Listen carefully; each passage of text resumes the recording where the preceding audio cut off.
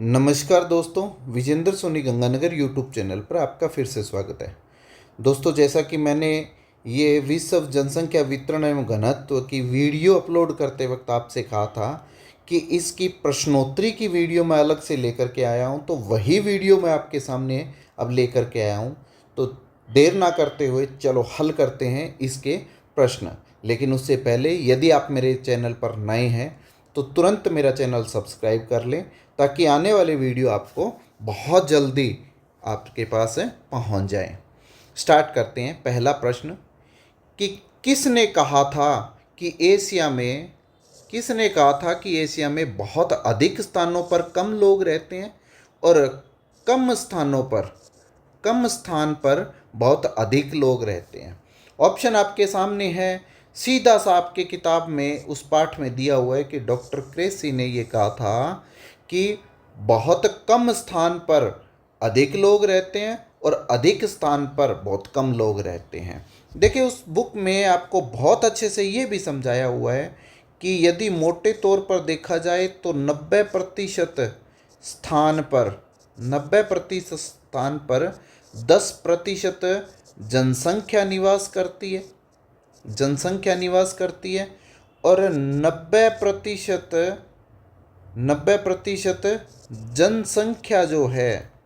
जनसंख्या जो है वो 10% स्थान पर निवास करती है। ये विश्व में जनसंख्या का वितरण है मोटा मोटी।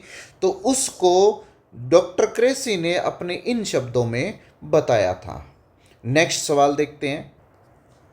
विश्व में सर्वाधिक जनसंख्या वाले देशों का सही क्रम बताइए। देखिए, आपको बुक में बहुत अच्छे से एक सारणी दे रखी है जिसमें बताया गया है कि विश्व में सर्वाधिक जनसंख्या वाला देश चीन है, दूसरा नंबर भारत का है, तीसरा यूएसए का है, चौथा इंडोनेशिया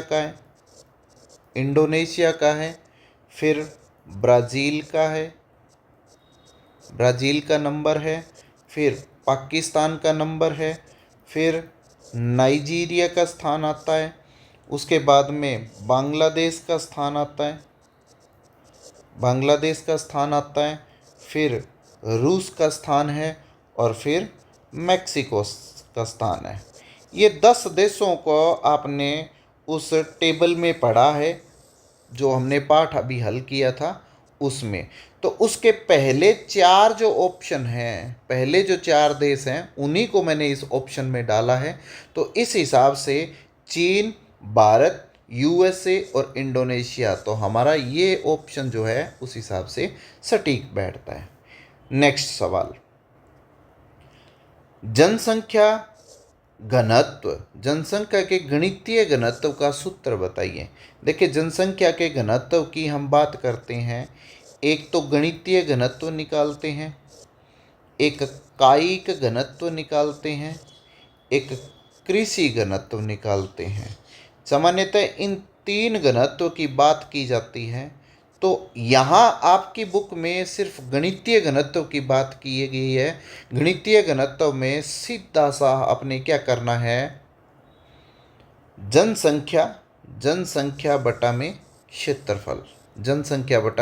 क्षेत्रफल, तो इसका 2 नंबर ऑप्शन सही हो जाएगा। लेकिन हम बात करते हैं कायिक घनत्व क्या होता है और कृषि घनत्व क्या होता है। सबसे पहले हम कृषि घनत्व की बात करते हैं। देखिए, इसमें कृषि आधारित जनसंख्या और कृषि का क्षेत्रफल, कृषि क्षेत्र, इसका यदि अनुपात निकाला जाता है तो वो कौन सा घनत्व होगा, कृषि घनत्व होगा। कायिक घनत्व में कुल जनसंख्या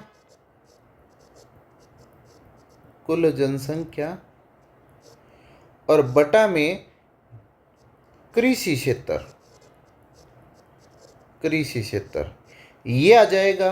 तो कौन सा घनत्व कहलाएगा, कायिक घनत्व कहलाएगा। ये चीज आपने ध्यान में रखनी है, यहां से सीधा डायरेक्ट सवाल पूछ लिया जाता है। नेक्स्ट सवाल है, यहां पर आपको पाठ में जनसंख्या के घनत्व और महाद्वीप। महाद्वीपों के अनुसार जनसंख्या के घनत्व को पूछा गया है, तो आपने मिलान करना है, उस टेबल को बहुत अच्छे से पढ़ना है। देखिए सबसे ज़्यादा जो घनत्व है विश्व में महाद्वीप के अनुसार वो एशिया का है, और वो कितना है, 144 है। दूसरा जो घनत्व है वो 42 किसका है, अफ्रीका महाद्वीप का, अफ्रीका महाद्वीप का है। और तीसरा 33 व्यक्ति प्रति वर्ग किलोमीटर, ये जो घनत्व है ये यूरोप का है। और 32 व्यक्ति प्रति वर्ग किलोमीटर जो है वो अमेरिका का है। तो ये आपने मिलान करते हुए इस प्रश्न को हल करना है। यहाँ पर बड़ी सावधानी रखनी है, ऐसा सवाल आपसे पूछा जा सकता है। नेक्स्ट, इस सवाल में आपको गलत तथ्य छांटने हैं। गलत तथ्य देखिए, पहला तथ्य क्या कहता है कि गंगा के मैदान में सघन जनसंख्या और हिमालय क्षेत्र में विरल जनसंख्या निवास करती है। यहाँ से आपको जो भौतिक प्रदेश हैं, भौतिक प्रदेश जो जनसंख्या को प्रभावित करते हैं, प्रभावित करने वाले कारकों में से ये स्टेटमेंट उठाई गई है, ये आपने ध्यान में रखनी है, जो कि सटीक है। दूसरी जो स्टेटमेंट है वो है अति उष्ण क्षेत्र में विरल जनसंख्या निवास करती है। अति उष्ण आर्द्र जनसंख्या, आर्द्र में विरल जनसंख्या निवास करेगी, क्योंकि वो रहने के लिए आदर्श जगह होती नहीं है, जो बहुत ज़्यादा गर्म हो और आर्द्र भी हो। आर्द्र हमें सफोकेशन देती है, और उष्ण होगी वो हमें ज़्यादा तापमान बताएगी। तो ये चीज़ हमें ध्यान में रखनी है कि वहाँ जनसंख्या कैसी होगी, विरल होगी। जीवन का सबसे महत्वपूर्ण कारक उद्योग है, बिल्कुल ही नहीं है, उद्योग नहीं है। जीवन का सबसे महत्वपूर्ण कारक तो हम जल मान करके चलते हैं, जलापूर्ति ये मान करके चलते हैं। इस पाठ के हिसाब से भी आपको जल को सबसे महत्वपूर्ण कारक मानना ये गलत है। और अंतिम जो है कि दोमट मृदा के क्षेत्र में उच्च जनसंख्या घनत्व की श्रेणी में आता है, तो बिल्कुल सही है, क्योंकि ये उपजाऊ मृदा होती है। दोमट मृदा जो है वो उपजाऊ मृदा होती है। दोमट जलोढ़ मिट्टी को क्या कह देते हैं, दोमट मिट्टी कह देते हैं। नेक्स्ट प्रश्न देखते हैं, इसमें है कि सही तथ्य छांटें। देखें, सन 2001 में जो भारत की जनसंख्या थी वो 102.7 करोड़ थी, ये सही है। सन 2011 की जनगणना के अनुसार भारत की जनसंख्या 121.02 करोड़ थी। देखें, यहाँ पर आपने भारत की एग्जैक्ट जनसंख्या भी याद रखनी है, 12,108, 54,977, ये एग्जैक्ट जनसंख्या भी पूछी हुई है, ये आपने ध्यान में रखनी है। तो लगभग जो अंतरिम आंकड़े थे उसमें 121.02 करोड़ थी, और अंतिम आंकड़ों में ये हो गई थी 2011 की जनगणना।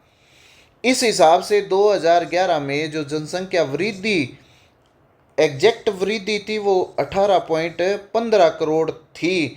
ये चीज़ बिल्कुल सही है, क्योंकि इन दोनों को यदि हम घटाएं तो इतना ही उत्तर आता है। और 2011 की जनगणना के अनुसार भारत की जनसंख्या वृद्धि दर, अब यहाँ पर भी वृद्धि दर को आपने ध्यान में रखना है। एक तो होती है वृद्धि दर वार्षिक, वार्षिक, एक होती है दशकीय, दशकीय। तो दशकीय वृद्धि दर जो है वो 17.64% थी, और वार्षिक वृद्धि दर 1.64% थी। तो यहाँ पर वृद्धि दर आपको 17.64 पूछी है, तो ये भी सही है। तो इसका उत्तर उपरोक्त सभी बनता है, सारे ही तथ्य इसके सही हैं, ये ध्यान में रखना है। नेक्स्ट प्रश्न में आपको सही तथ्य छांटें ये पूछा गया है। इसमें आपको जो जनसंख्या वृद्धि होती है उसके रूप बताए गए हैं, प्राकृतिक रूप हैं, वास्तविक रूप हैं, ये ऋणात्मक होती है कि धनात्मक होती है, और ये सही है कि नहीं है, ये चीज़ ध्यान में रखनी है।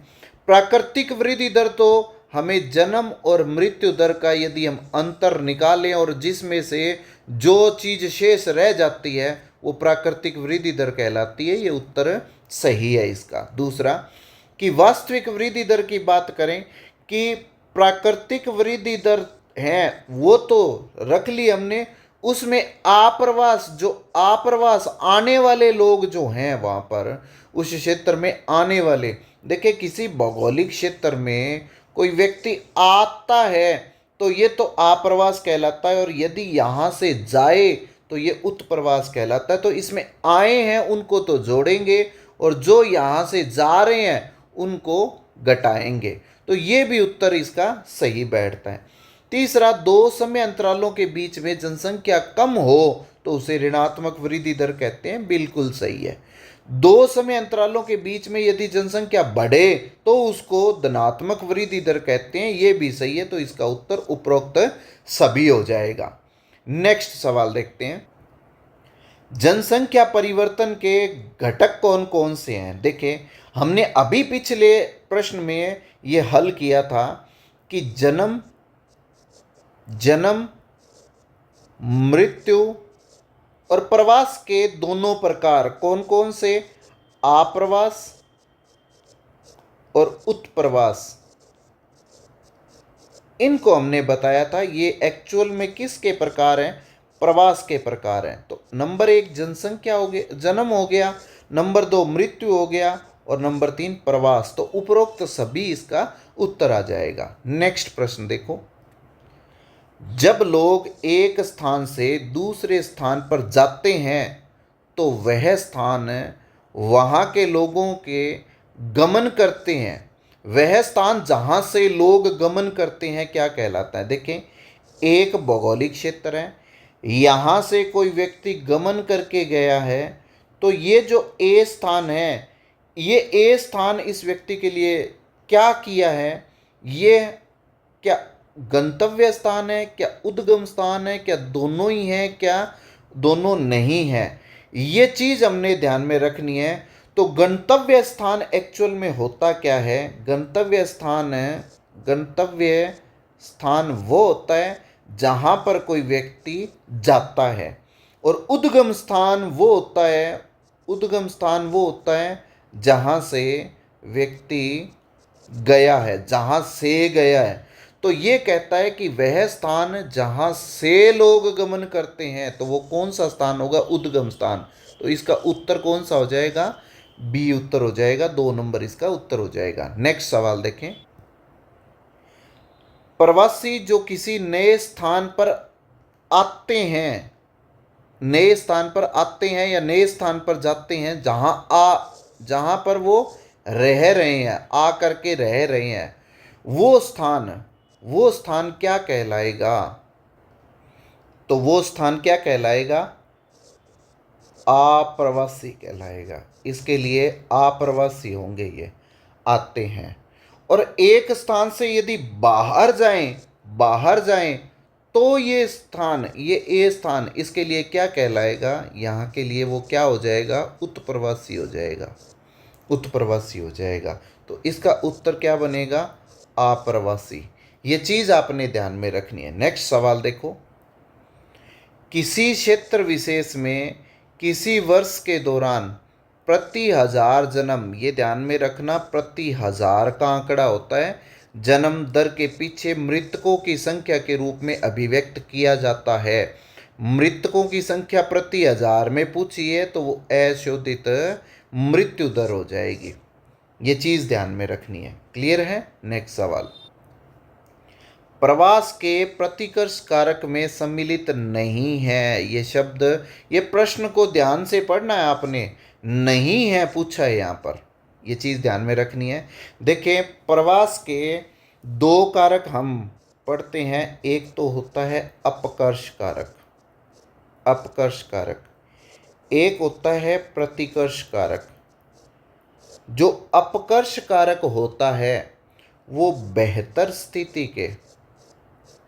स्थिति के द्योतक होते हैं, मतलब यहाँ पर सारी की सारी अनुकूल दशाएं होगी। और जो प्रतिकर्ष कारक होते हैं ये विपरीत स्थिति को बताते हैं। तो इसमें देखते हैं कि कौन सी बेहतर और कौन सी विपरीत स्थिति है। हमने विपरीत कारक में सम्मिलित नहीं है वो देखना है। क्या राजनीतिक उपद्रव हैं ये बेहतर स्थिति को बताते हैं, विपरीत को? ऑब्वियसली ये विपरीत स्थिति को बताते हैं, ये तो इसमें सम्मिलित है। प्रतिकूल दशा, प्रतिकूल जलवायु, ये चीज भी इसमें सम्मिलित है। शांति और स्थायित्व नहीं, ये किसके कारक हैं? ये अपकर्ष कारक है, शांति और स्थायित्व, तो ये इसमें सम्मिलित नहीं है। और प्राकृतिक विपदाएं, ये इसका प्रतिकर्ष कारक हैं। तो इसका उत्तर क्या हो जाएगा? शांति और स्थायित्व, ये इसका उत्तर हो जाएगा। ये चीज ध्यान में रखनी है। नेक्स्ट देखो, इसमें आपको एक टेबल दी गई है कि जो आपको 1650 से लेकर के और 2011 तक जो जनसंख्या 50 करोड़ से 7 अरब हो गई है, ये चीज आपको बताई गई है। ठीक है, तो इसमें आपने क्या ध्यान रखना है? उस टेबल को बड़ा ध्यान से पढ़ना है कि किस सन में कौन सी जनसंख्या कितनी थी, विश्व की जनसंख्या। 1930 ईस्वी में विश्व की जनसंख्या 2 अरब हो गई थी। क्या ये सही है? नंबर 2 कि 1975 ईस्वी में विश्व की जनसंख्या 4 अरब हो गई थी। 1999 ईस्वी में विश्व की जनसंख्या 6 अरब हो गई थी। 2011 में विश्व की जनसंख्या 7 अरब हो गई थी। इसमें पहला भी सही है, दूसरा भी सही है, तीसरा भी सही है, चौथा भी सही है। इसका मतलब इसका उत्तर क्या आएगा? उपरोक्त सभी सही हैं। ये चीज आपने इस टेबल को बहुत ही ध्यान से पढ़नी है। नेक्स्ट देखो, नेक्स्ट सवाल आपको मिलान करने का है। आपकी बुक में जनसंख्या वृद्धि जो विश्व में महाद्वीपों के अनुसार 2010 से 15 के बीच में जनसंख्या वृद्धि दर को दर्शाया हुआ है। उसमें जनसंख्या वृद्धि दर एक तो 1990 से 95 की बताई है और एक 2010 से 2015 के बीच की बताई है। तो 2010 से 2015 के बीच के जो जनसंख्या वृद्धि दर है उसका मैंने आपको प्रश्न बना करके दिया है। ये सूची मिलान करनी है। देखें, वृद्धि दर 1.2 कहाँ रहती है? एक चीज इसमें ध्यान में रखनी है कि जो सबसे कम जनसंख्या वृद्धि दर है, जो कि सबसे कम जनसंख्या वृद्धि दर है, वो वर्तमान में यूरोप की है। उससे थोड़ा सा ज़्यादा जो 0.8 दर्शा रहा है वो अमेरिका की है और 1.2 ये एशिया की है और विश्व में सर्वाधिक जहां पर है वो 2.6 अफ्रीका की है। तो ये मिलान ऐसे करना है आपने, इसके ऑप्शन हम बना सकते हैं। नेक्स्ट सवाल देखें, आपको इस पुस्तक में जनांकीय संक्रमण सिद्धांत दिया है। देखें, जनांकीय संक्रमण सिद्धांत में यदि हम डिटेल में बड़ी क्लासों में पढ़ते हैं तब हमें इसकी 3 से 4 अवस्थाएं भी मिलती हैं और 5 अवस्थाएं भी मिलती हैं। लेकिन आपको इस किताब में केवल कितनी अवस्थाएं दी हुई है? 3 अवस्थाएं दी हुई है। तो जनांकीय संक्रमण सिद्धांत की 3 अवस्थाएं बताई गई है, बिल्कुल सही बात है। इस बुक में आपको इसके प्रवर्तक को नहीं बताया गया, जो कि वास्तव में कौन है? थॉमसन और नोटेस्टीन है। ये चीज आपने ध्यान में रखनी है, ये भी सही है। प्रथम अवस्था में उच्च प्रजननशीलता और उच्च मृत्यता, आपको ये बताया गया कि इसमें जनसंख्या वृद्धि नहीं होती है, लगभग नगण्य होती है। कारण क्या है कि जितनों ने जन्म लिया है उतने ही मृत्यु को भी प्राप्त हो गए हैं। तो जनसंख्या वृद्धि दर बहुत मंद गति से रहेगी, ये चीज आपने ध्यान में रखनी है। द्वितीय अवस्था में घटती हुई मृत्यु दर, देखिए जन्म दर तो उतनी ही रहती है लेकिन घटती हुई मृत्यु दर होती है, तो ये बिल्कुल सही है। और अंतिम अवस्था जो तीसरी अवस्था है उसमें प्रजननशीलता और मृत्यता दोनों ही घट जाती है। यहां भी जनसंख्या वृद्धि दर क्या रहती है? न्यूनतम ही रहती है, न्यूनतम रहती है। यह चीज आपने ध्यान में रखनी है। और दूसरी अवस्था को जनसंख्या विस्फोट की अवस्था कहते हैं। कारण क्या है उसका कि उच्च प्रजननशीलता तो होती है, लेकिन मृत्यु दर क्या हो जाती है, वहां पर घटती हुई होती है, इसलिए वहां पर जनसंख्या वृद्धि दर बहुत ज्यादा होती है। तो उसको क्या कह देते हैं, जनसंख्या विस्फोट की अवस्था कह देते हैं। ये सारे ही तथ्य इसके सही हैं, इसलिए इसका उत्तर क्या बनता है, उपरोक्त सभी। नेक्स्ट सवाल देखते हैं। नेक्स्ट सवाल में जनसंख्या से संबंधित थॉमस माल्थस का सिद्धांत है, जिसका हमें गलत तथ्य छांटना है। ये चीज ध्यान में रखनी है, गलत तथ्य। देखो ये जो सिद्धांत है सीधा सा आपको बता रखा है कि 1798 में दिया गया था, बिल्कुल सही बात है। इस सिद्धांत में जनसंख्या वृद्धि पर दर जो है वो गुणोत्तर रूप में बताई गई है। इसका मतलब क्या है कि जनसंख्या 1 से 2 बढ़ेगी तो 2 से 4 होगी, 4 से 8 होगी, 8 से 16 होगी, 16 से 32 होगी, 64 होगी, 128 होगी, इस प्रकार से बढ़ेगी। लेकिन जो खाद्य आपूर्ति है वो अंक गणितीय रूप में होती है, 1 से 2, 2 से 3, 3 से 4, 4 से 5, फिर 6, 7 और 8। इसका मतलब है कि जैसे खाद्य आपूर्ति 8 गुना हुई है तो जनसंख्या बढ़ करके 128 गुना हो गई है। इस प्रकार का इसमें स्वरूप बताया गया है, किसके द्वारा, थॉमस माल्थस के द्वारा। तो ये भी सही है। जनसंख्या में वृद्धि का परिणाम जो है उसको अकाल, बीमारी और युद्ध बताया गया कि यदि इस स्वरूप से जनसंख्या वृद्धि दर होगी और खाद्य आपूर्ति इतनी रहेगी तो उसके परिणाम स्वरूप वहां पर अकाल पड़ेगा, बीमारी जो है वो फैलेगी और युद्ध की स्थिति उत्पन्न हो जाएगी। ये चीज आपको उसमें बताई गई है। यह सिद्धांत वर्तमान संदर्भ में सबसे सटीक बैठता है, बिल्कुल ही नहीं बैठता, बिल्कुल ही नहीं बैठता है ये चीज। तो पांचवा इसका जो है स्टेटमेंट वो इसका गलत तथ्य है। क्लियर है। नेक्स्ट देख, जनांगीय संक्रमण सिद्धांत के अनुसार जापान किस अवस्था में है। देखें, जापान की बात जब भी आएगी जनसंख्या वृद्धि के हिसाब से तो वो न्यूनतम वृद्धि दर्शाता है, और न्यूनतम में भी वर्तमान में ये नकारात्मक वृद्धि दर की ओर है, नकारात्मक वृद्धि दर की ओर। तो ये चीज आपने ध्यान में रखनी है, इससे पता चल जाएगा कि इसका कारण क्या है न्यूनतम और नकारात्मक वृद्धि का, कि यहां पर जो जन्म है वो क्या है, न्यूनतम, न्यूनतम, और मृत्यु है वो भी क्या है, न्यूनतम। तो इन्होंने जन्म और मृत्यु दोनों पर ही रोक लगा दी है, जन्म पर अपनी नीतियों के हिसाब से और मृत्यु अपने तकनीकी विकास के आधार पर। तो जापान वर्तमान में किस अवस्था में है, पहली अवस्था में उच्च जन्म दर और उच्च मृत्युता है, ये गलत है। द्वितीय अवस्था में उच्च जन्म दर तो है लेकिन घटती हुई मृत्यु दर है, ये भी गलत है।